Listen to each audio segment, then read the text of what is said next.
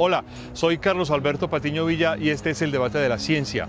Uno de los aspectos más interesantes y más emocionantes del mundo contemporáneo y de las promesas de cambio del siglo XXI es la transformación en el uso y la aplicación de los materiales. Materiales que tendrán un impacto directo en la energía, materiales que tendrán un impacto directo en la salud, en la vida cotidiana, en asuntos, por ejemplo, como la cocina o la creación y la construcción del mobiliario urbano.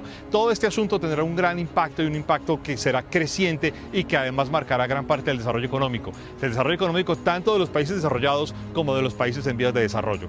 Para entender qué sucede en los materiales, para entender cuáles son sus múltiples aspectos, pero además su conexión desde la antigüedad hasta el día de hoy, y para entender cuáles son sus grandes promesas y aplicaciones inmediatas, tanto en el mundo como en Colombia, hablaremos con Óscar Jaime Restrepo. Bienvenidos. Óscar Jaime Restrepo.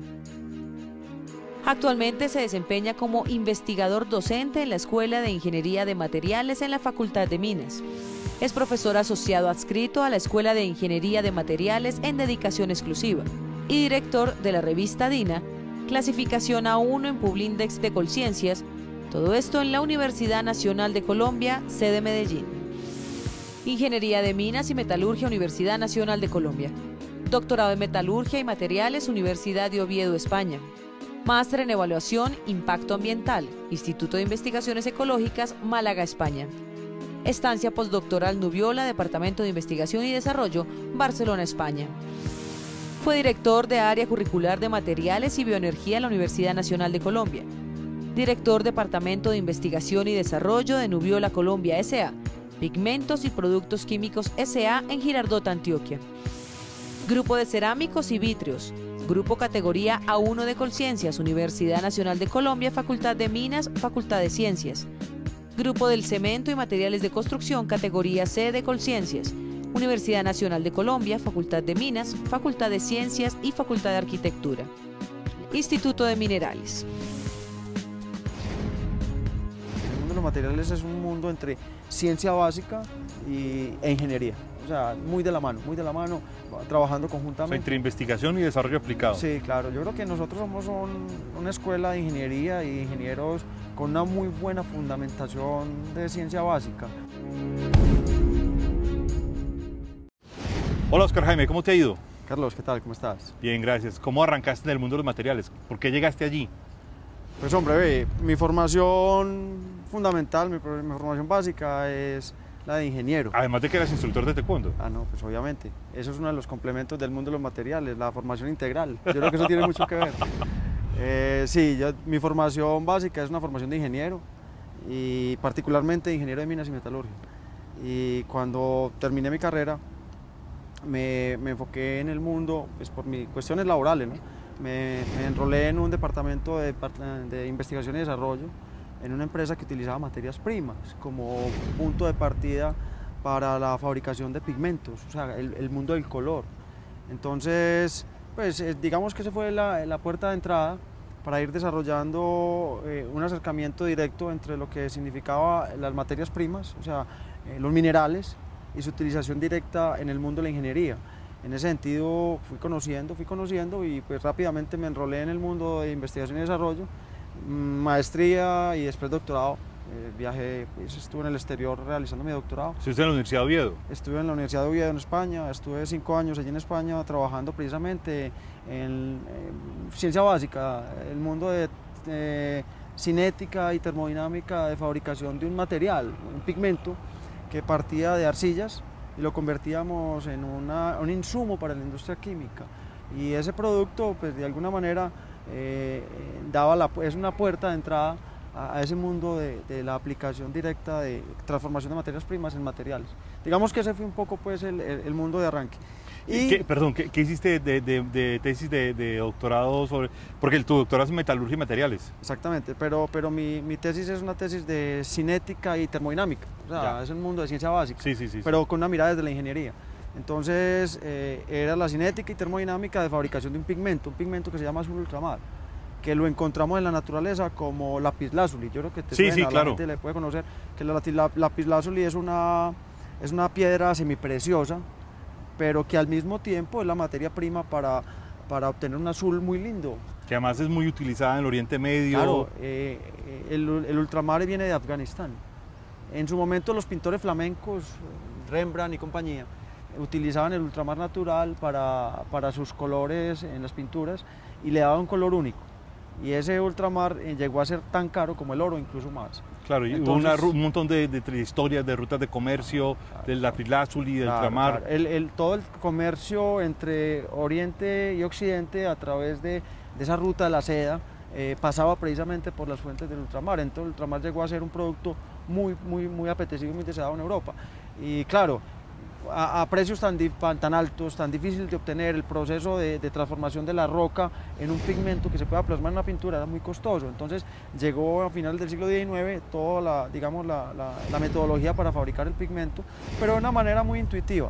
Entonces nosotros, ya pues muy entrado el siglo XX, muy finalizado el siglo XX, nos pusimos en la tarea de retomar todo ese arte de conocimiento, digamos un poco empírico, y ponerle una base científica que nos abrió un mundo muy grande. Pero eso es muy interesante, ¿eso acaba de pasar entonces? Sí, claro, pues que estamos hablando de establecer las bases científicas de un producto milenario a finales del siglo XX. Eso es una 20, 30 años atrás. Sí, o sea, no más. Y de hecho las publicaciones son muy pocas. Ahora bien, cuando empezamos a estudiar el ultramar, encontramos que no solamente es un pigmento que se utiliza para la industria química y el día a día como producto, sino que al mismo tiempo es un producto que nos permitió conocer la química del cemento, porque podíamos colorear el cemento con este ultramar y se nos abrió un mundo porque transformamos la química del cemento. Y en ese sentido, pues entonces nos metimos en el mundo de la cerámica. Pero esto es muy novedoso, lo de la coloración del cemento es un tema que lleva 10, 15 años. Sí, claro. Y más en nuestro medio, los europeos no son muy de colorear las estructuras, nosotros sí, por nuestra forma de ser, somos trópicos finalmente, ¿no? Entonces nosotros coloreamos, aquí en nuestro medio, aquí en Medellín tenemos aquí al frente nuestro el punto cero, que es un punto coloreado. Los pisos del metro son de cemento coloreado. La biblioteca que tenemos aquí es una biblioteca con concreto coloreado. Entonces nosotros nos dimos la tarea de estudiar qué estaba pasando químicamente, entonces abrimos una línea de investigación en química del cemento. Además teníamos el colorear los materiales cerámicos. Entonces, mira, se nos va abriendo un tema, se nos va abriendo un panorama que no está cerrado, que cada día, el día a día nos exige una base científica que a veces desistimos de ella, pero la tenemos a mano. O sea, no estamos pensando que todo este fundamento lo estamos haciendo para cosas rarísimas y lejanas, no, es para nuestro día a día. Estamos hablando del cemento que nos rodea, estamos hablando de la cerámica que nos rodea, estamos hablando de las tintas, estamos hablando del papel mismo que está coloreado. Entonces, todo eso digamos, surgió desde tu investigación de tesis de doctoral y te fuiste metiendo por ese lado. Exactamente, entonces claro, en ese momento cuando llego yo al doctorado, llego a la universidad y me encuentro que estamos transformando académicamente, que estamos administrativamente, la facultad se está moviendo, entonces se creó la Escuela de Ingeniería de Materiales. Perdón, ¿tu experiencia en el doctorado es posterior a tu experiencia laboral en una empresa de pigmentos? Yo hice el doctorado trabajando en la empresa, no en la universidad. O sea, yo era un ingeniero que trabajaba en I+D, en una empresa internacional que tenía un departamento de investigación y desarrollo. Y de ahí pasaste al doctorado. Ahí hice el doctorado y cuando terminé el doctorado vine a la universidad. O sea, yo hice el doctorado fuera de la universidad, pero volví a la universidad, digamos, con un bagaje bien interesante, y era tener el mundo industrial, el mundo académico y toda esa experiencia pues, revertida hacia la investigación. Y eso nos facilitó las cosas, porque cuando llegamos a la universidad, cuando yo me involucré en la universidad, se creó la Escuela de Ingeniería de Materiales, y al mismo tiempo tuvimos la posibilidad de montar ya los programas de posgrado. Entonces creamos la maestría en Ingeniería de Materiales y Procesos, y un pocos años después el doctorado en Ciencia y Tecnología de Materiales. Entonces, claro, ahí abrimos una línea donde están los materiales cerámicos y donde están los materiales de cemento y materiales. ¿Eso reunió una vieja línea de investigación en biocerámicos y vitreos? Sí, claro, la línea existía, teníamos unos colegas que trabajaban en la escuela en una combinación entre la Facultad de Minas y la Facultad de Ciencias, liderados por nuestro colega Pablo Abad, claro, que digamos que ha sido un poco nuestro guía en estos temas. Gracias a él logramos una muy buena articulación entre los colegas de la Escuela de Física y los colegas de la Escuela de Ingeniería. O sea, ciencia e ingeniería de la mano, siempre de la mano. Yo creo que ese es el mundo de los materiales. El mundo de los materiales es un mundo entre ciencia básica e ingeniería. O sea, muy de la mano, trabajando conjuntamente. O sea, entre investigación y desarrollo aplicado. Sí, claro. Yo creo que nosotros somos una escuela de ingeniería y ingenieros con una muy buena fundamentación de ciencia básica. Y en ese sentido somos muy buenos colaboradores de nuestros colegas científicos básicos, como los físicos, los matemáticos, los químicos, que digamos con ellos tenemos una muy buena interacción. Óscar, ¿por qué terminas haciendo el doctorado en España, en Oviedo? Claro, uno comprende que en España energía tiene un desarrollo importante desde los 70s. Sí, pero hay un tema interesante ahí. Primero que todo, estoy involucrado con una empresa que tiene un departamento de investigación y desarrollo, lo cual no es normal, en nuestro medio eso no es normal. Entonces yo estaba vinculado con una empresa española que tiene una fuerte influencia en diferentes países del mundo. Estamos hablando de bases en la India, bases en China, bases en Estados Unidos y una matriz en Barcelona. Y adicionalmente yo vengo de una escuela de ingeniería de minas. Mi mirada siempre ha sido desde la materia prima.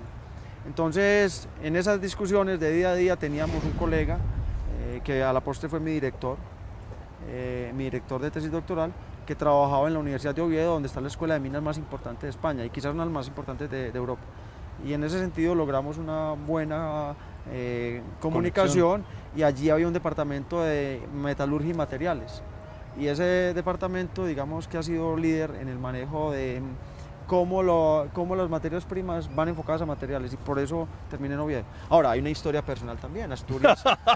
Asturias es un mundo, ahora hablábamos del tema del arte, pues Asturias es un mundo que para mí es muy cercano porque había viajado muchas veces allí a través de mis lecturas y de mis encuentros juveniles. Entonces ir a Asturias era ir a ver mis antepasados porque el apellido Restrepo tiene origen asturiano, porque allí estaba la historia del románico español, porque ese era el mundo en el que no entraron la influencia. Los asturianos dicen Asturias y España, el resto tierra conquistada. Entonces es un sitio donde siempre se mantuvo la historia, hasta ahí llegaron los moros. Y entonces había una historia muy interesante de una diferencia, que yo conocía desde mi época de estudiante de pregrado. Y bueno, el Cantábrico, Covadonga, en Covadonga Lucho Herrera ganó la Vuelta a España, entonces todas esas cosas están... No, habías mezclado muchas cosas interesantes, claro, una emocionalidad interesante. Claro, es que el mundo pero además había citado el románico en Asturias, que es fundamental y una trascendencia clave. Claro, los monumentos más importantes del románico español están en Asturias, entonces todo eso se confabuló. O sea, claro, si en Asturias están las cosas que me gustan, está el arte, está la literatura, está la geografía, está la comida, porque la gastronomía española y particularmente la asturiana es maravillosa. Con muy buenos vinos. No son muy bien los vinos, pero sí la comida de mar, sí. Estamos los potajes españoles son maravillosos en la zona de montaña. Estamos en un mundo que además es muy diverso y muy autóctono, entonces es una España distinta a la que conocemos, es una España muy rural, pero al mismo tiempo es una España que explota materias primas y que desarrolla materias primas y al mismo tiempo tiene, digamos, un avance interesante en temas de ciencia básica que para mí eran fundamentales. Entonces yo creo que el doctorado es un poco eso, el doctorado es la mezcla de una integralidad. Y los materiales son esa misma integralidad, no podemos decirla de una manera diferente. Y luego de ahí pasaste, bueno, has tenido toda una publicación y una trayectoria en publicaciones importantes en todo este asunto de materiales. Bueno, de ahí surgió pues, mi aplicación en el mundo de la industria de color, de pigmentos. Entonces, el color es un mundo que nos entra y nos acerca mucho a los físicos, al mundo de la óptica. Entonces con ellos tuvimos una buena colaboración y de ahí han salido, digamos, un poco de artículos y proyectos de divulgación sobre nuestro quehacer. Entonces es un poco pues como la idea, ¿no? Chévere. Y entonces, claro, afortunadamente contamos con un grupo de trabajo que nos facilita. La Universidad Nacional ha sido, digamos, nuestra casa, la casa mía en la que he encontrado muy buenas posibilidades de trabajo.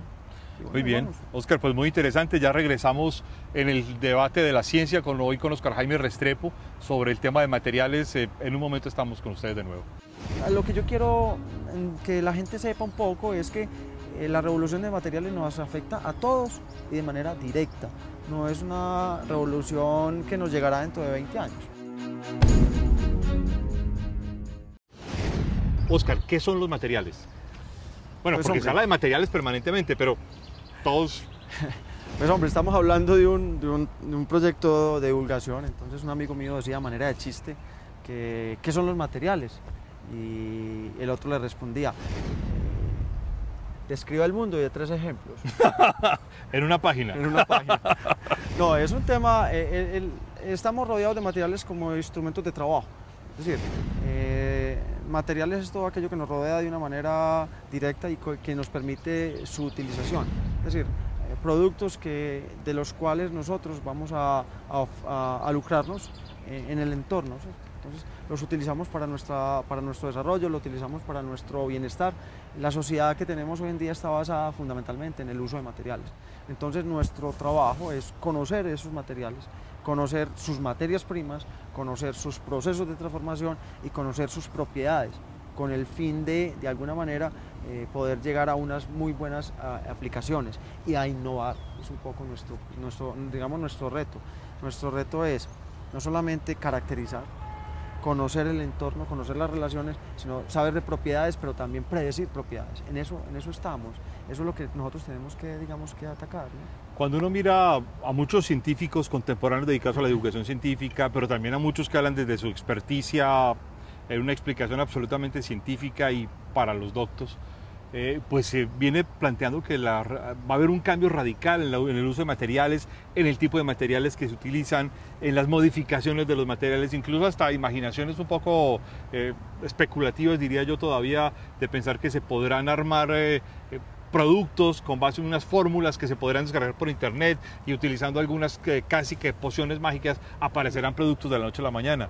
¿De verdad estamos frente a una revolución en los materiales? ¿De verdad estamos en un cambio tan sustancial en los materiales? Yo creo que sí, es decir, nosotros estamos diciendo que hemos venido conociendo la materia hace muchos años, es decir, me tendría que remitir a los griegos para hablar un poco de nuestra base y nuestro fundamento, que es el conocer la estructura atómica. Eso nos lleva al siglo XIX, pues toda esa evolución con toda la historia, que no vamos a entrar allí, pero al siglo XIX hay una transformación fundamental en el conocimiento del hombre, y en el siglo XX se rompe completamente el tema cuando conocemos lo que es la estructura atómica. La estructura atómica nos lleva a la estructura cristalina y eso nos lleva a entrar a conocer con más detalle en los materiales desde su fundamento. Pero ¿qué pasó? A todo lo largo de la historia el hombre nunca había hablado de ciencias materiales. Hablar de ciencias materiales es hablar de los años 60 del siglo XX, cuando se puede configurar, cuando se puede establecer que existe una verdadera ciencia de materiales.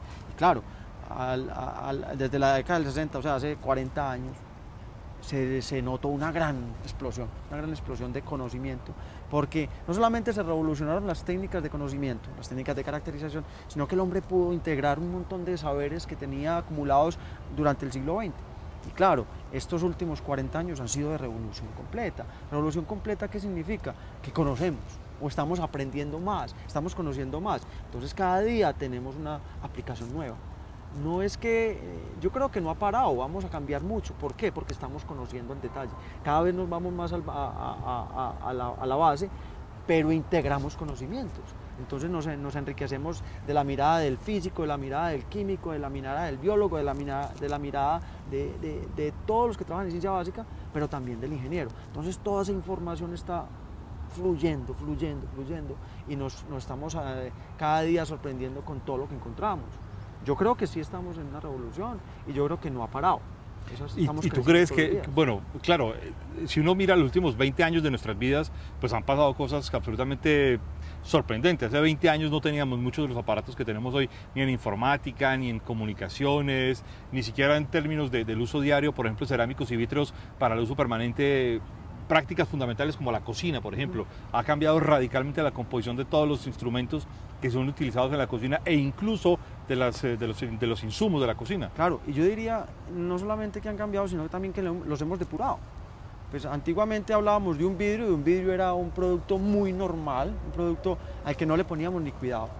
Y ahora hoy en día los vidrios son muy especializados y tenemos vidrios funcionales, por ejemplo, vidrios que te permiten múltiples aplicaciones, o un material tan sencillo como un ladrillo. Un ladrillo hace 40 años era un producto que se fabricaba con la arcilla más normal y más barata y con el menos cuidado posible, porque sabíamos que funcionaba. Hoy en día no, hoy en día tenemos ladrillos muy especializados y tenemos incluso en Colombia una industria productora de ladrillos de alto nivel es con unas aplicaciones específicas. Yo puedo tener un ladrillo o un material de construcción que se autolimpie, por ejemplo. Y eso no es ciencia ficción, lo hacemos nosotros ahora. Ah, eso se utiliza hoy en día. Claro, se utiliza hoy en día. Y además de eso podemos tener cementos, por ejemplo. Un cemento, que es un producto muy normal que conocemos, el cemento Portland lo conocemos hace 200 años. Las técnicas de fabricación de cemento Portland hoy en día son casi las mismas que teníamos hace 200 años, con mejoras obviamente desde el punto de vista tecnológico, pero hoy en día hacemos cementos funcionales. Hacemos cementos que tienen aplicaciones ópticas, por ejemplo. Cementos con funciones bactericidas, cementos translúcidos, o sea, yo puedo ver a través de ellos. Eso era ciencia ficción hace unos 30 años, hoy en día no. La semana pasada tuvimos una feria de construcción y veíamos cementos translúcidos allí. O sea, ya están a disposición y están en nuestro medio. A lo que voy es que los materiales más tradicionales, incluso los más tradicionales, se están revolucionando, estamos transformándolos. Y eso es básicamente el conocimiento al detalle de sus estructuras y de sus propiedades y de sus interrelaciones. Tú dirías que esta revolución de materiales, bueno, afectará a todo, pero ¿cuáles son las áreas de mayor afectación? La salud, la vivienda, la vida cotidiana, el transporte. Sí. Porque, por ejemplo, en el caso de energía, desarrollo energético va de la mano del desarrollo de materiales. Ajá. Yo creo que no estamos desligados. El mundo de la energía y el mundo de los materiales van de la mano. Sí, son como parte de lo mismo, son complementarios. Parte de lo mismo y claro, necesitamos personas especializadas en el mundo de energía y dentro de la energía un montón de áreas y lo mismo en materiales. En materiales también tenemos personas que trabajan en materiales fundamentales o básicos del día a día y personas que trabajan en materiales desde el punto de vista avanzado, o sea, los que trabajan en cohetería y cosas de esas. Pero en salud tampoco estamos separados. Pero no estamos separados porque nosotros estamos usando eso, ¿cierto? Nosotros podemos utilizar hoy en día implantes para el mundo de la salud con materiales que tienen unas características funcionales muy interesantes, materiales que no van a reaccionar con el cuerpo. Entonces, el mundo de la salud es fundamental para un bienestar, para un modo de vida, para un nivel de vida del ser humano, pero adicionalmente el mundo del transporte, que es fundamental en materiales. La vida diaria, ves que nosotros hoy en día hablamos con mucha naturalidad de una tableta. O sea, una tableta para nosotros es un aparato que es muy normal, pero es que estamos en el año 2012. Hace 5 años no existían. Pero en el año 2007 no se había lanzado la primera tableta y eso no han pasado 5 años. Sí, sí, y sí. hoy en día una tableta, incluso tenemos hoy múltiples generaciones de tabletas. No digo nada de los teléfonos inteligentes. Los teléfonos inteligentes hoy en día son para... Todo el mundo tiene un teléfono inteligente. Pero hace 5 años teníamos las panelitas que llamamos, ¿no? O sea, los telefonitos muy normales. Y hace 10 años en Colombia, estamos en el 2012, en el 2000, el número de celulares per cápita en Colombia era uno de los más bajos del mundo. Hoy en día en Colombia hay 45 millones de teléfonos celulares, eso es una locura, ¿no? Sí, que no haya una expansión y una posibilidad de hacerlo así. Oscar, en eso que planteas, por ejemplo, en temas de salud, todo el asunto de materiales es cada vez más crucial el asunto frente a sus prácticas quirúrgicas, por ejemplo. Frente a no solo implantes, sino también, por ejemplo, el desarrollo de prótesis que sean compatibles, que además tengan la capacidad de tener una especie de simbiosis y asimilar los movimientos del cuerpo humano. Lo digo para citar solo un caso de los Juegos Olímpicos pasados en Londres, donde salió un atleta que utilizaba unas prótesis con un material especial que no tenía pies, pero un atleta sudafricano podía correr con los demás. Claro, claro, ¿no? Y no solamente eso, y ahora que estamos pues hablando de estos temas de una manera muy divulgativa, no es una cosa lejana, o sea, no es una cosa que se hace por allá en Estados Unidos, no es una cosa que se hace en Europa, no se hace en otros sitios. No, nosotros aquí, en nuestro programa de maestría, nosotros tenemos chicos que están trabajando en temas de salud, en nuestro programa de maestría en materiales. Entonces tenemos chicos que interactúan con médicos, con odontólogos, tenemos prótesis, tenemos desarrollo de nuevas mezclas cerámicas para fabricación de dientes. Esos son temas nuestros, son temas que no, de día a día los podemos trabajar. Entonces, lo que yo quiero que la gente sepa un poco es que la revolución de materiales nos afecta a todos y de manera directa. No es una revolución que nos llegará dentro de 20 años. No, o sea, no es una especulación científica. Es una realidad. es una realidad y a la cual tenemos acceso nosotros por nuestro trabajo. Es decir, el nivel de trabajo nuestro nos permite que nuestro vecino utilice una prótesis realizada con las investigaciones que estamos realizando aquí. Oscar, ¿qué países tienen las comunidades científicas más fuertes, más competitivas en materiales? Bueno, indudablemente el desarrollo de materiales en Estados Unidos es fundamental.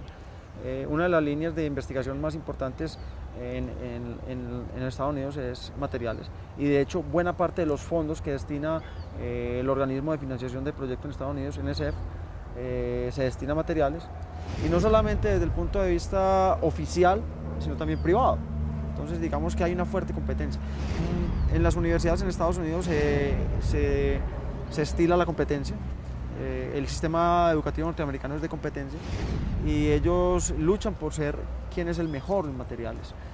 Entonces digamos que hay una fuerte competencia. Europa también está trabajando fuertemente, y cuando digo Europa me refiero fundamentalmente a Alemania, Francia, Inglaterra. Hay un desarrollo. Lo que pasa es que Europa está viviendo una época difícil en estos momentos, pero hay desarrollos importantes allí. Pero me llama mucho la atención es que tanto en Estados Unidos como en Europa hay una fuerte participación de personas de todo el mundo. Estuve el mes pasado en la Universidad de Illinois, en Urbana-Champaign, y ellos tienen un departamento de materiales muy importante, y buena parte de los investigadores que están trabajando allí son personas de China, son personas de la India, pero sorprendentemente muchas personas de Latinoamérica. Nosotros como Universidad Nacional tenemos del orden de 7 estudiantes allí. Es un buen número. Un buen número, y además de eso, bueno, Brasil también. Brasil es un país interesante, digamos que en cuestiones de desarrollo de materiales en Latinoamérica ellos están, digamos, marcando pauta. Pero sorprendentemente, pues sí, no es porque seamos nosotros, pero quizás en Colombia hemos empezado a hacer una mirada interesante, y es que nosotros tenemos unos recursos minerales disponibles, somos un país rico en recursos, entonces hemos aprendido a llevar el proceso de transformación de recursos minerales a su aplicación al mundo de materiales. Me refiero específicamente al mundo de las arcillas. Las industrias colombianas de alguna manera están empezando a innovar de manera muy interesante, a un nivel pues muy distinto, claro, pero digamos que muy importante para nuestra economía, para cómo afectan esas investigaciones el PIB nuestro. O sea, nuestras empresas transformadoras de materias primas empiezan a trabajar ahí. Digamos que en ese sentido hay buena interacción, y los países desarrollados nos están mirando con buenos ojos. Bien. Claro, porque es que nosotros lo tenemos claro, nosotros no vamos a elevar cohetes. O sea, nosotros no tenemos un departamento en materiales que nos sirva para desarrollar las aleaciones o las mezclas de materiales para elevar cohetes, claro. Pero nosotros no vamos a trabajar ahí, pero nosotros trabajamos en lo nuestro. Nosotros desarrollamos transformaciones de materias primas para aplicaciones en nuestro medio que son muy interesantes. Oscar, un minuto. Esto está fascinante realmente. Ya regresamos en el debate de la ciencia con Oscar Jaime Restrepo. Muchas gracias.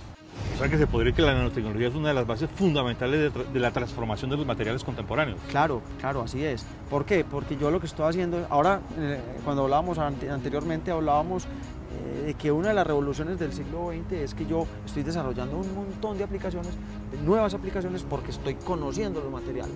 Pues bien, conocer los materiales es saber manipularlos, saber procesarlos.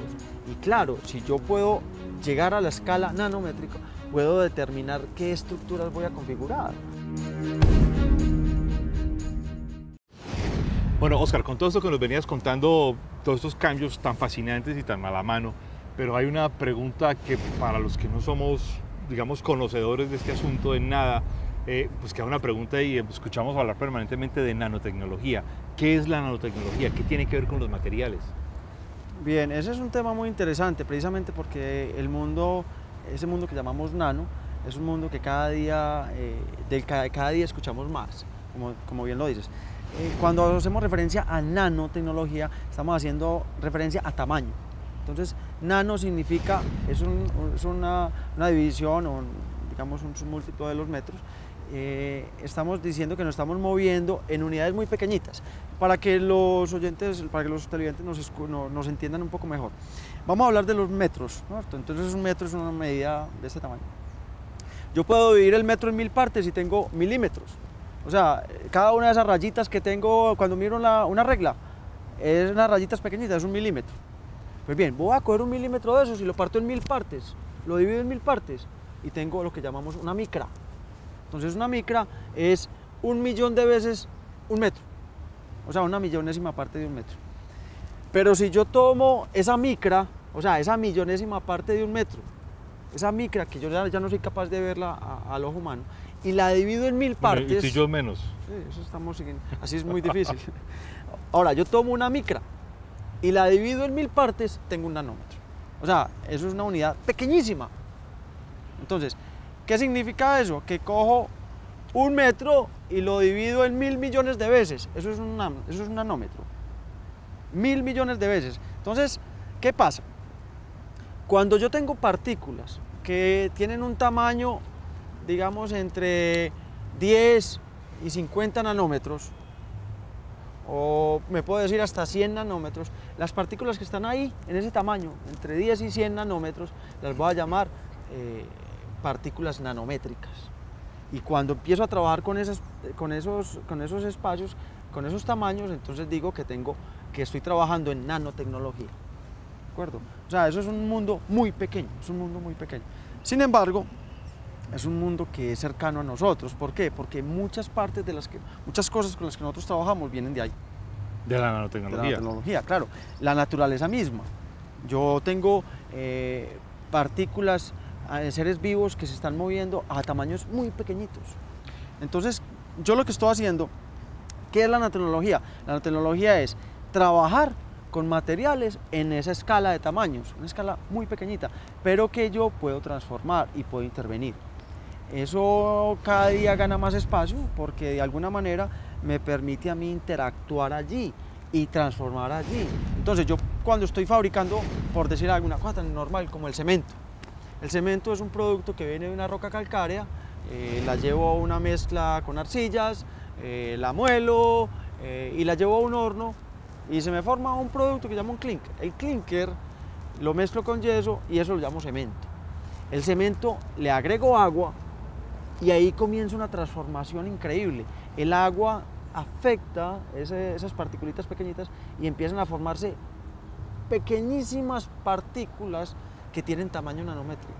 Entonces ahí se me forman silicatos cálcicos hidratados.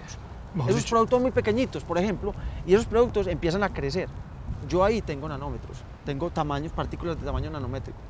Ahora bien, yo puedo formar carbón, o sea, puedo trabajar con carbón a esas escalas de tamaño y empiezo a configurar estructuras de tamaño nanométrico. O sea que se podría decir que la nanotecnología es una de las bases fundamentales de la transformación de los materiales contemporáneos. Claro, claro, así es. ¿Por qué? Porque yo lo que estoy haciendo, ahora cuando hablábamos anteriormente, hablábamos de que una de las revoluciones del siglo XX es que yo estoy desarrollando un montón de aplicaciones, de nuevas aplicaciones, porque estoy conociendo los materiales. Pues bien, conocer los materiales es saber manipularlos, saber procesarlos. Y claro, si yo puedo llegar a la escala nanométrica, puedo determinar qué estructuras voy a configurar. Entonces yo puedo estructurar formas a mi voluntad, según sea la aplicación de una u otra línea de investigación o de excitación de la materia. Claro, cuando yo transformo eso, soy capaz de fabricar o desarrollar otras aplicaciones de los materiales. Esa es la verdadera revolución. Ese es un mundo que se está abriendo, es un mundo que cada día... ¿Y qué son los nanotubos, Oscar? Bueno, lo que pasa es que yo, como te decía, yo puedo manipular las formas. Por ejemplo, el carbón, yo puedo manipular la estructura que forme por un proceso de reacción, lo llamo un proceso catalítico, por un proceso de catálisis. Yo puedo hacer que el carbón se me forme como unos pequeños filamentos que voy enrollando entre sí. El tamaño del radio, o sea, el tamaño del tubito, es del orden de 40 nanómetros y tiene una longitud muy larga, que puede ser micrométrica, o sea, unas 100 o 1000 veces más larga, pero el radio es pequeñito, eso es un nanotubo.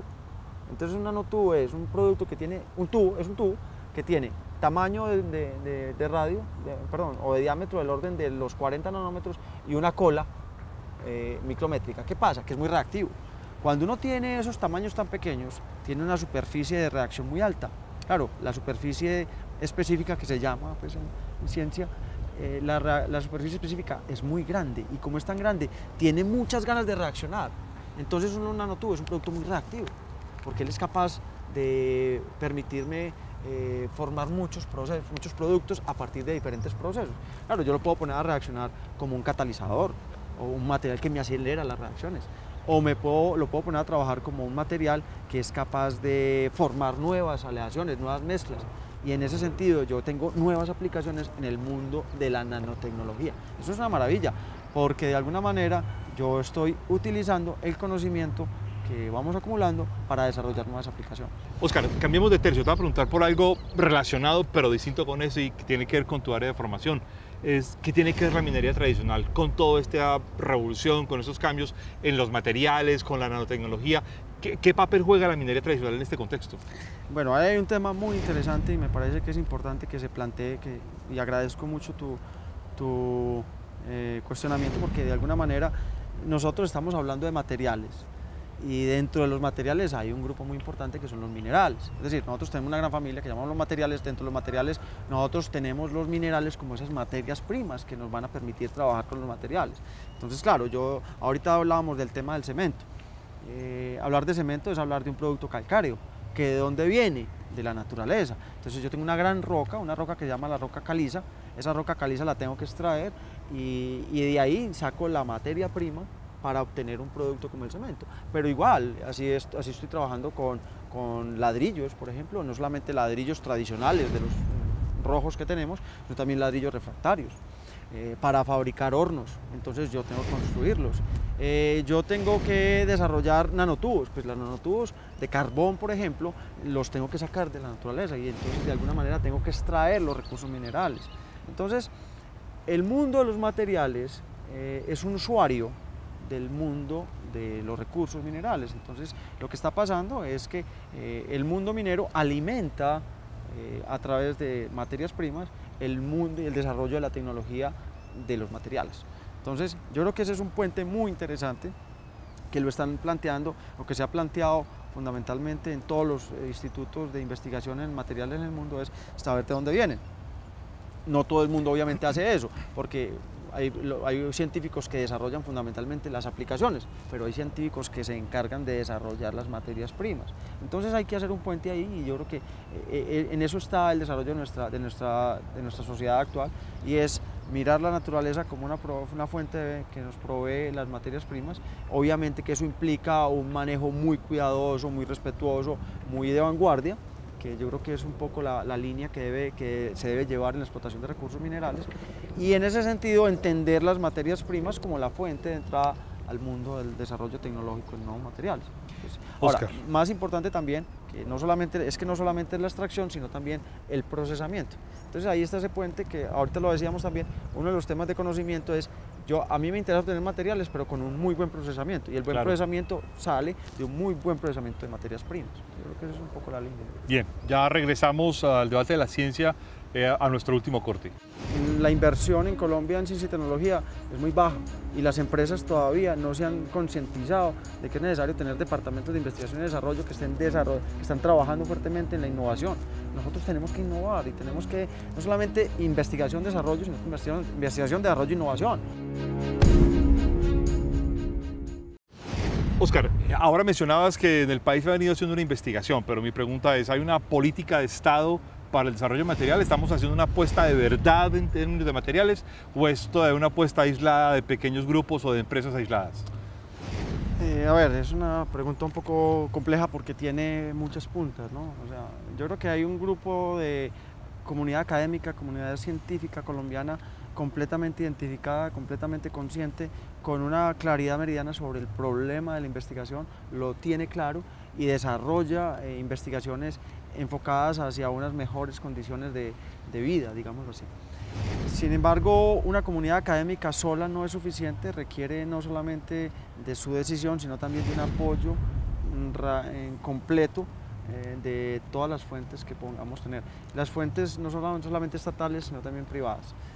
Las fuentes de investigación en Colombia desafortunadamente no son las mejores.